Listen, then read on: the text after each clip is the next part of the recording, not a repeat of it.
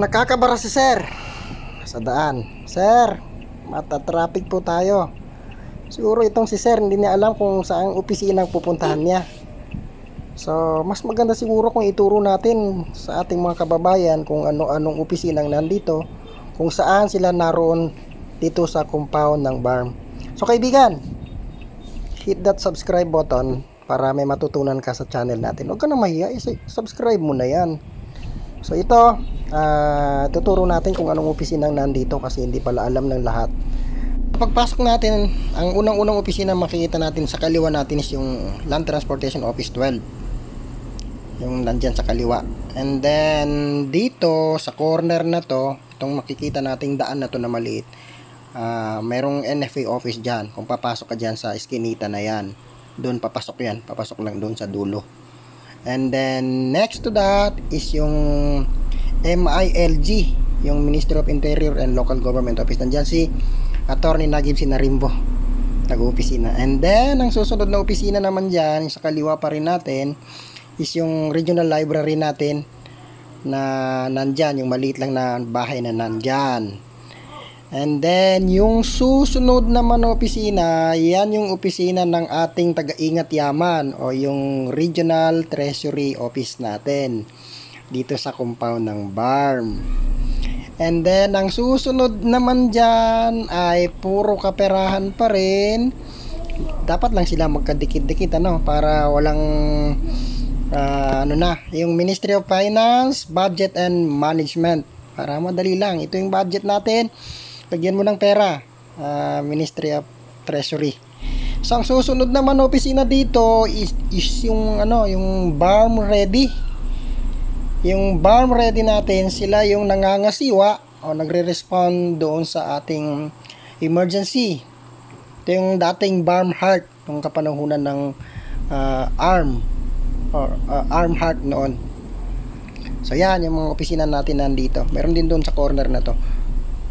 Ang susunod naman na opisina na makita natin dito, itong dito sa iikutan natin, is yung opisina ng Ministry of Agriculture, Fisheries and Agrarian Reform. Yung nandyan, dyan sa loob niyan, yung sa kaliwa pa rin natin.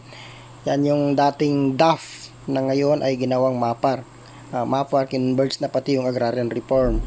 And then yung susunod na opisina naman nandyan, yung sa gate lang ng MAPAR, is yung Ministry of Trade, Investment and Tourism. Yung magandang building na nandyan. Actually, kahit hindi na natin ituro ito, makikita naman, diretso ka lang doon sa kalsada, nakikita yung building.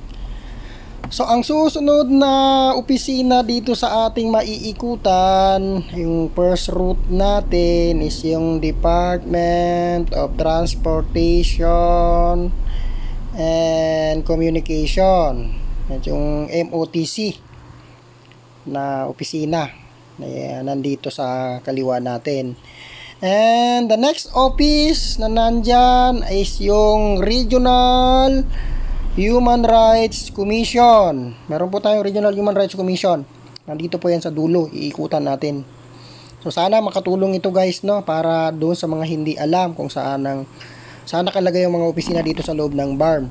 And then susunod dyan, yung paakyat, yung Ministry of Indigenous Peoples Affairs, nandun sa taas. Ang pagkakaalam ko, nandyan din yung CDA. Adjacent lang ng Ministry Office ng MIPA.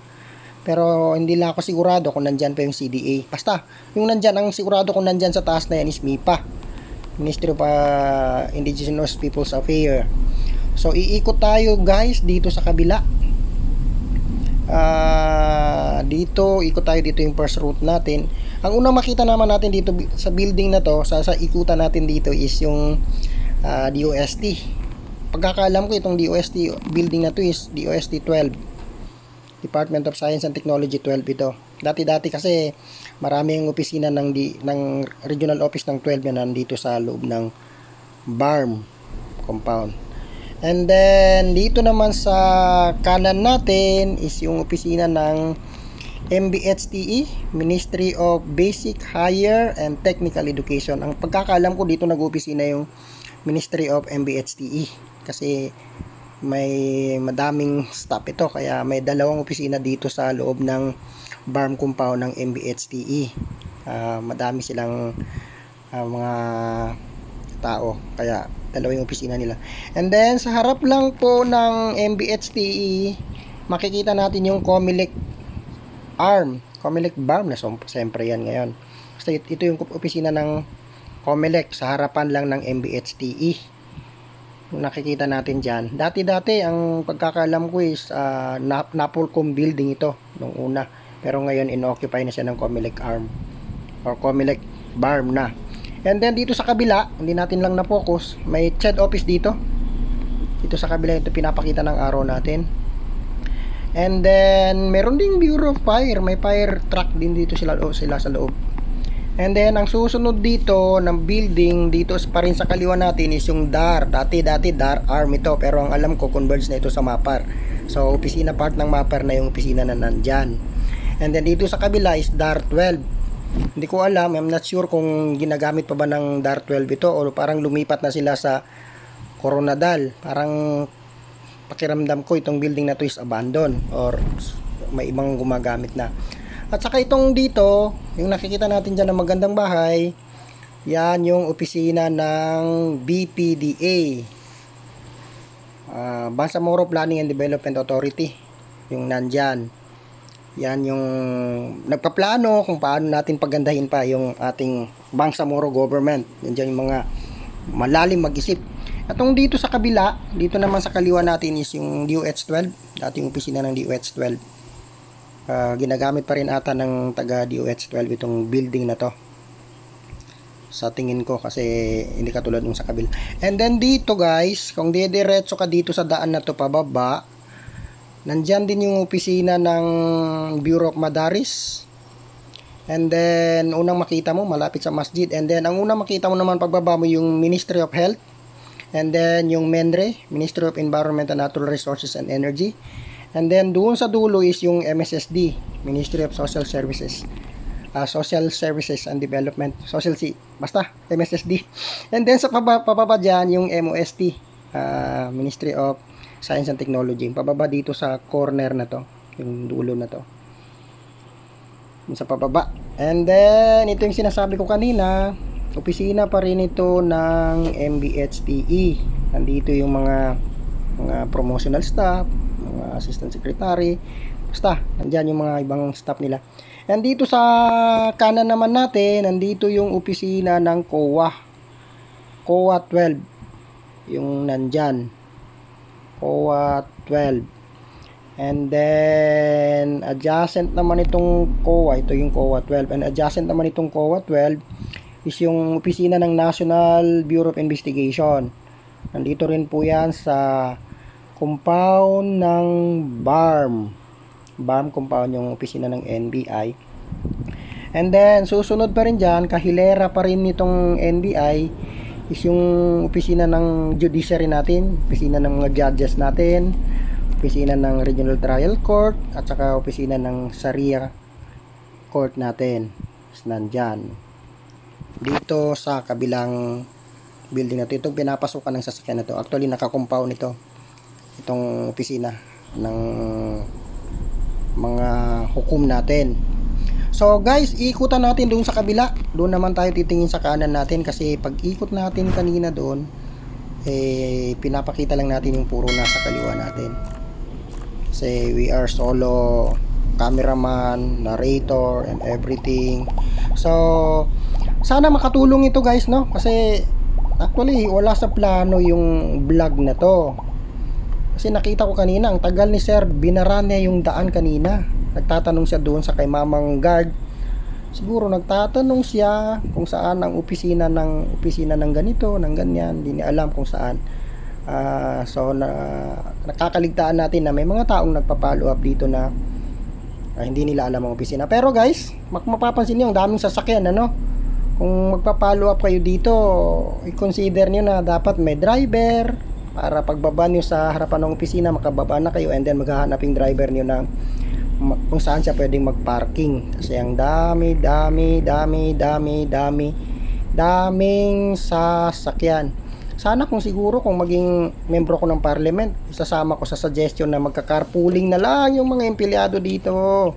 para makapark naman yung mga katulad nating hindi empleyado dito na nagpa-follow up lang. Itong dito sa kaliwa pa rin natin, ito yung complex, yung SKCC, Sarip Kabunsuang Cultural Complex. Ngayon dyan didebate yung membro ng parliament natin kasi 80, ang dami nila, 80 people. So hindi sila nagkakasya dyan sa kabilang opisina nila.